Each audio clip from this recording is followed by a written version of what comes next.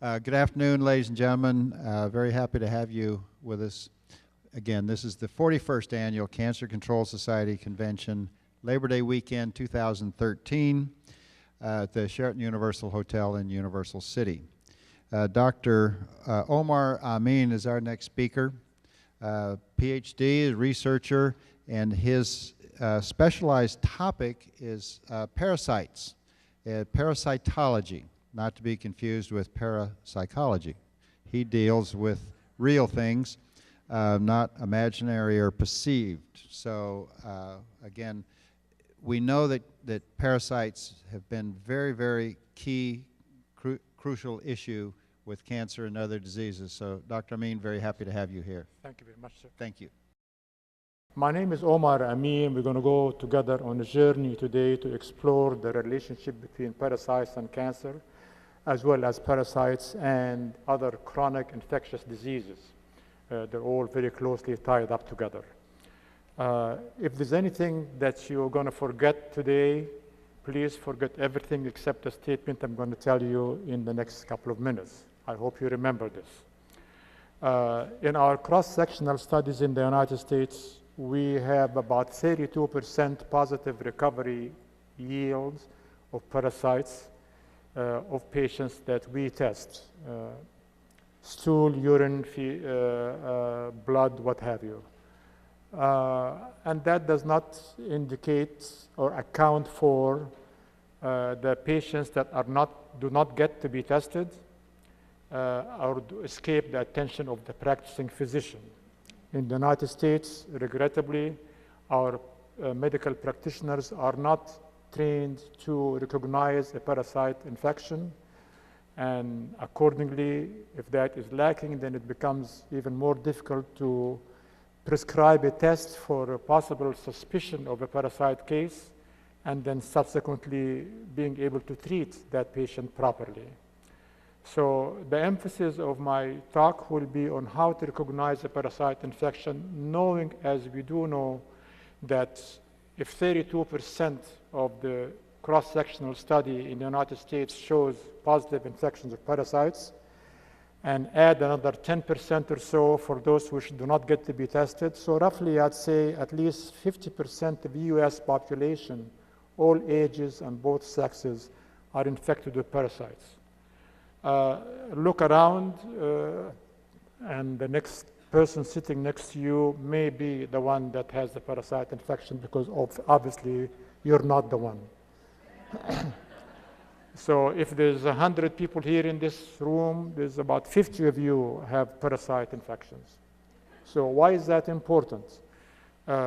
Parasite infections can present in acute cases or chronic cases. When an acute case is neglected or overlooked or not tested or not looked for or not properly diagnosed or tested or treated, it can very well develop into a chronic infection. In chronic infections, tissue damage takes place.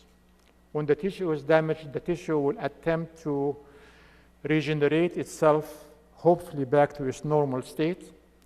And then quite often, when you have a higher rate of turnover of generation of damaged tissue, ending up in metastasis and cancer, when the tests reproduce beyond the call of duty, which happens quite often, especially in cases that are compromised by immune system that is not very competent, or other environmental factors, including the virulence of the pathogenic agent or the parasite. So there are many cases that you perhaps would not think that they have an underlying parasite cause. I'll give you just some few examples, then I'll get on with the journey with you together today. Congestive heart failure, Chagas disease, South America, pulmonary insufficiencies, Ascaris infections, hepatosplenomegaly, schistosomiasis infections, irritable bowel syndrome, blastocystis hominis infection. There's so many chronic cases that you don't think of the parasitic underlying cause that should be treated first. I'm one that does not believe in treating the symptoms. We need to treat the cause. So practitioners in this culture of ours here will need to be able to better understand or better recognize what a parasite is. When a patient walks in through the door, they need to know that this could be a parasite case, even though the symptoms are not typical parasitic symptoms. Our center, trainees from overseas, GI symptoms, systemic or other symptoms. A doctor should be able to recognize whether you are a parasitic case or not for the presence of one or more of those cases, depends where they are in your body. How we get infected: drinking water, skin contact, food, arthropods, air, pets. Dogs are not man's best friend. People and soil, especially pathogenic bacteria with the soil. Those are perhaps various publications that shows our techniques for processing specimens, directions for collecting stool specimens. I will not bore you with the details on these ones. A form that a patient will have to fill so we can track the information and the clinical history that is necessary. The rest of the form: processing specimen, filtering, centrifugation, staining, diagnostic reports, has foreign travel, symptoms, patient history, patient information. And this is the shopping list that according to which we mark, as you can see here to the left-hand side, numbers are given in front of each organism that is found positive for infection. All those organisms are tested for, and many more which are not in this magic list, which are added in the bottom.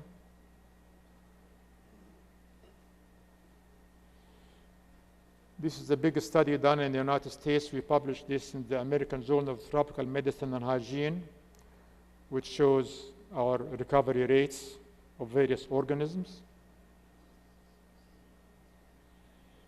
This is a very important piece of publication, and we have this out in the table, by the way, which shows that every patient that has symptoms, whether they're GI symptoms or other symptoms, that was found negative for parasite infections was also found positive for pathogenic bacteria. So it is always a cause for having symptoms that we can identify. Pathogenic bacteria such as Campylobacter, Shigella, Salmonella, E. coli, Proteus, and the rest. This is the results for the pathogenic bacteria report. Organisms identifiable from the GI tract, organisms identifiable from the skin, and 3 different levels of allopathic remedies which would be compatible with the infections for that particular patient. We have a better idea using our own natural herbal remedy, which works just as well, if not better, than these allopathic antibiotics. One of our publications on our herbal remedies, which is very well sourced, including from ancient Egypt and ancient China. That's what makes our product very unique. Also have a PCI Parasitology Center Inc. educational videos that we put out. There are many allopathic remedies as well as many herbal remedies available in the market for parasites. The allopathic remedies are on your right-hand side here, and they work at different degrees of efficacy, but they also have their flowbacks because of how they compromise the immune system in your good bacteria. Those are non-allopathic remedies, natural remedies, and our remedy here that we put out, Freedom, Cleanse, and Restore, for protozoa, worms, bacteria, and fungi, is the only remedy in the market today that works, that is called broad spectrum. It works for all these organisms equally well. the products.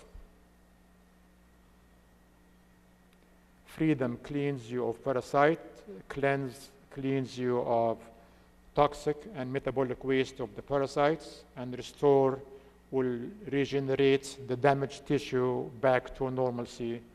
All those formulas should be taken together concurrently.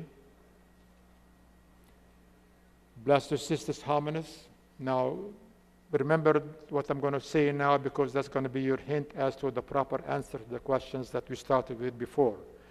The most common infection in the United States, 72% of the infections in the United States of parasitic patients are Blastocystis hominis. The body will produce mucus reaction as a result of a very heavy infection of Blastocystis mucus. We have the only large publication of Blastocystis in the United States, which covers a few thousand patients by state, by age, by sex. Cryptosporidium parvum is the second most common parasite in the United States. It has an association with HIV infections. Was detected in 27% of drinking water samples in households supplied by 66 surface water treatment plants in 14 states. Which means if you are in one of those states, the chances are 1 out of each 4 you'll get Cryptosporidium infection from your tap water. You don't have to eat a bad meal or drink a bad liquid. Our paper on Cryptosporidium parvum in the United States, over 9,000 samples tested. Cyclospora cayetanensis is another organism which is similar to Cryptosporidium. Presumably it comes from South American fruits, especially grapes from Argentina and El Salvador. But this is the politics that CDC would like you to believe. This organism does cycle in the United States regularly without any problems. Entamoeba histolytica is one such example. This causes Montezuma's revenge. I'm sure you know that term. Trophozoite stage or the feeding stage. Cyst stage to the left. This is a protozoan byproduct in the white blood cells.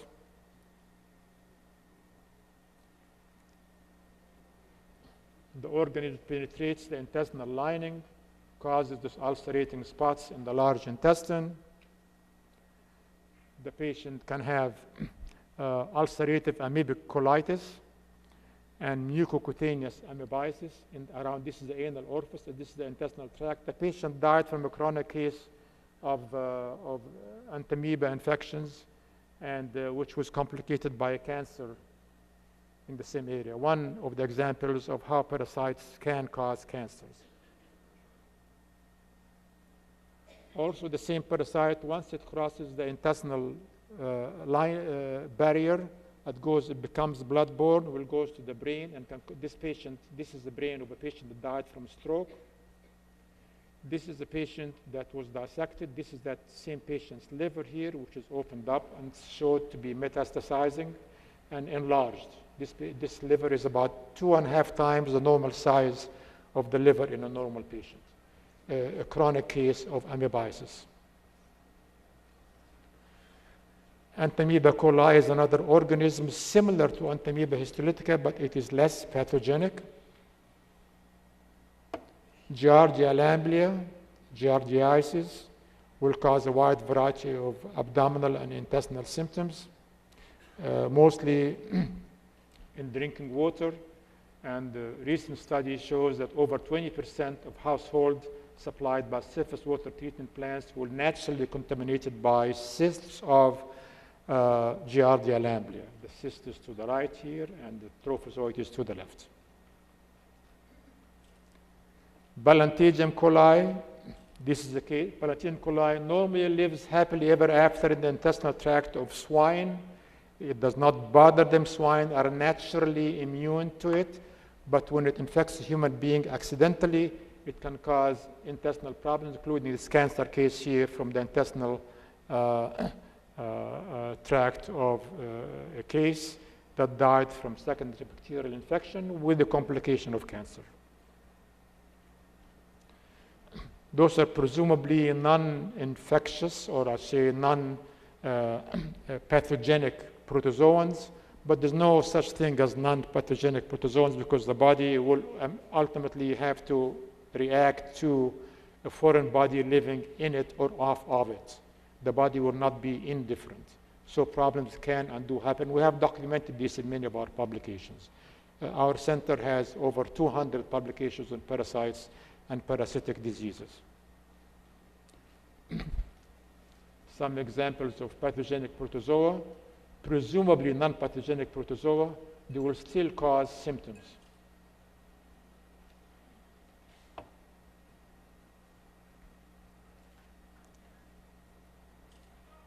A lot of people that are not well seasoned for identifying parasites will confuse many objects in the stool specimen as parasites.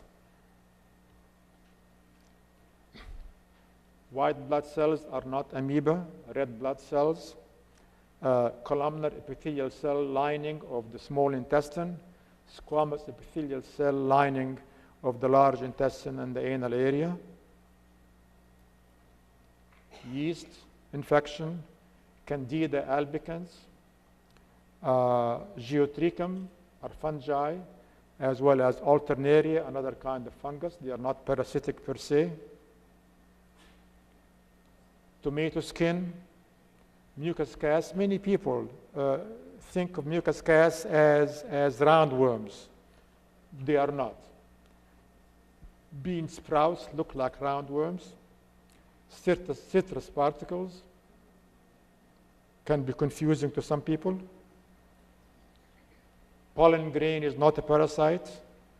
Morel mushroom eggs, mite egg, and the plant parasite can be confused for a human parasite. Fatty acid crystals, we see that quite often when you have a problem with the gallbladder and you're not metabolizing your fat, your lipid molecules properly, you will have fatty acid crystals. So it's a bioindicator of a gallbladder that is not functioning properly. Antibiotic crystals we see often, especially in patients that do not read the directions properly and know that you should not be on antibiotics before being tested.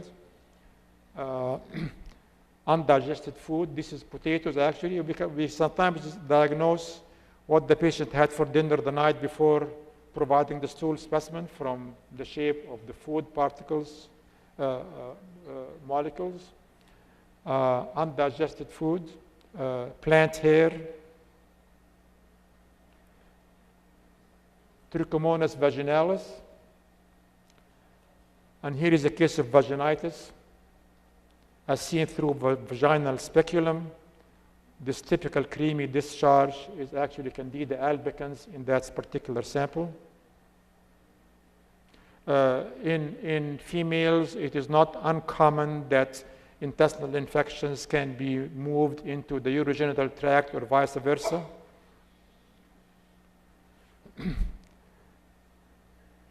Mucocutaneous leishmaniasis.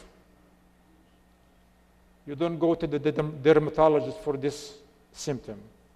You go to the parasitologist to treat the cause.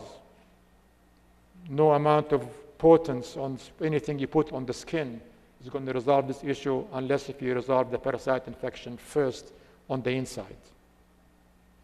Those patients here that have destroyed oral areas are beyond healing except by corrective surgery. Trypanosoma cruzi is an infection transmitted by triatoma bugs. They're in a natural reservoirs are opossums. This is the organism in the blood specimen. The infection will cause megacolon and congestive heart failure as a result of the damage to the heart muscle. Half the cases in Brazil, out in the jungle, of people that die from congestive heart failure due to Trypanosoma cruzi infection and not due to pressure on the job or fighting at home.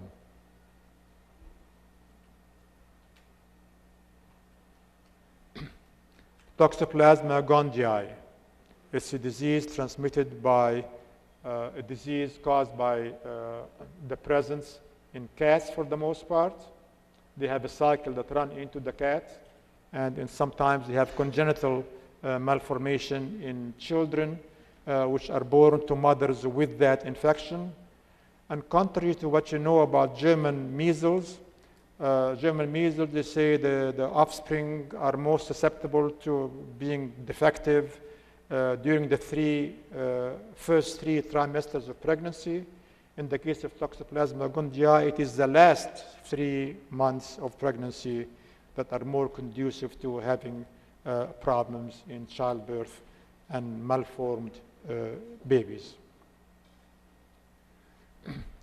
Ascaris lumbricoides infection. This is the infection that starts out from eating lettuce or salad vegetables that have the egg infection in them, and the egg hatches into L2 larva, which migrates into your system, going to heart, to the lungs, and then back to the intestinal tract as an adult. The adult is about 1 foot long here. We had 1 bucket full of these worms from that one patient. Those are the eggs that we'd be ingesting in the lettuce. Passage of this infection in the lungs will cause pulmonary insufficiencies and lung problems, as well as heart problems also. Depends where the pathogen migrates.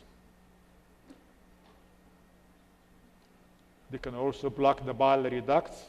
They can also go through the intestinal tract and get into the body cavity, causing peritonitis. So you have a parasite-induced peritonitis case. So you have to treat the parasite.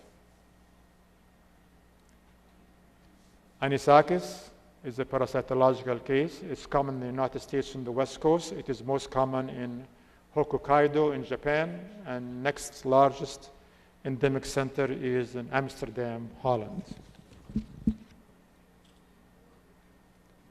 Hookworm infections. Hookworms are smaller, about a few millimeters long, but they continuously suck blood through cutting your intestinal lining with those teeth. And they cause problems in emaciation and blood loss and anemia. So not all anemia are caused by other constitutional sources, but quite often, especially in tropical areas, they're caused by parasitological infection. Strongyloides stericularis is very similar to hookworm infections, and they're more common in southern United States and in South America. Trichinella spiralis, the symptoms: subingual splinter and periorbital edema. The infection is acquired through the encysted larva in the muscle of infected swine or meat that is mixed with swine meat. This is one of the infections which is not inspected for by USDA. So you take your chances. Do not eat any ham that is not brown or cooked.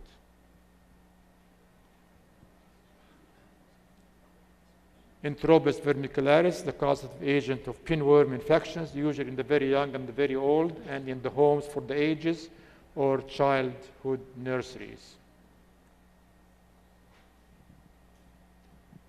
The worm to the left, the method of getting it, of testing for it in the lower right, and this is the worm in the tissue of the, of the rectum. Trichurus, I may have mentioned something about prolapsed rectum. Here it is, and here is the worm, and here is the egg that starts out the infection. And here is a case that was fatal due to heavy infection with whipworms, Trichurus. All those cases which I'm showing you in vivid color are actually cases which can and do become chronic and can end. The final product would be possibly, not in all cases, but in some cases, metastasis and cancer. Diphyllobothrium latum, I have some wonderful stories to tell about this, but I don't think I have time. But this is the worm that goes as long as 30 feet in the intestinal tract. It coils back and forth. This is calyx of the head part, and this is just one worm here.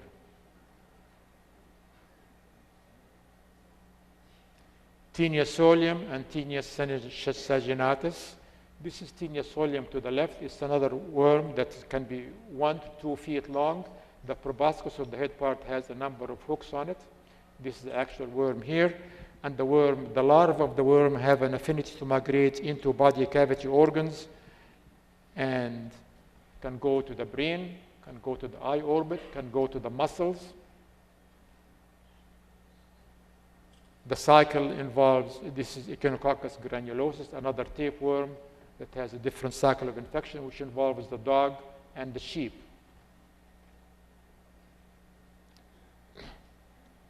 This is a person that died on his honeymoon in California from an enlarged cyst formed by Echinococcus granulosus. This is when the cyst was opened. This is the liver opened in half. You can see the cyst in here. And this is the same cyst here.